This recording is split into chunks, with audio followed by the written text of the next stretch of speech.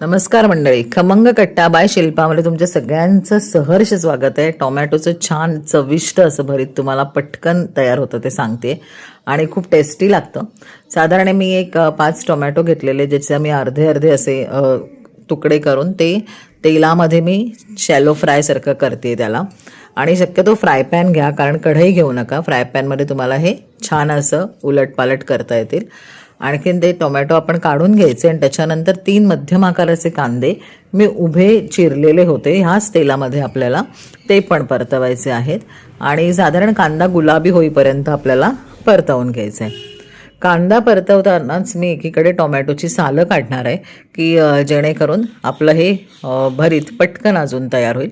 10 ते 12 लसूण पाकळी आपल्याला लागणार आहे आणि साधारण मी एक बेडगी मिरची त्याचे 2 तुकडे केलेत तर ती लागणार आहे। आणि मी शक्यतो हाताने भरीत कालवणार आहे। जर तुम्हाला वेळ नसेल, पटकन करायचं असेल अजून, तर तुम्ही हे मिक्सरमधनं सुद्धा फिरवू शकता। तर याच तेलामध्ये मी 10 ते 12 एक लसूण पाकळी आणि लाल मिरचीचे तुकडे घातलेत।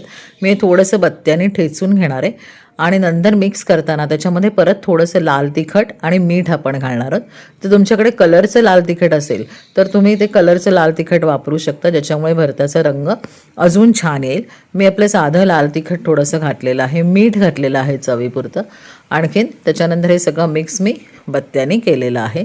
तुम्ही मिक्सरमध्ये नक्कीच फिरवू शकता। वरून भरपूर आपल्याला कोथिंबीर घालायची आणि हे आपलं भरीत तयार आहे। किती पटकन तयार झालं आहे बघा। तुम्हाला अशा रेसिपी आवडत असतील तर माझ्या चॅनलला लाईक, शेअर आणि सबस्क्राईब करायला विसरू नका। आणि तुम्ही सुद्धा असं बनवत असाल तर मला कमेंटमध्ये नक्की सांगा। धन्यवाद मंडळी।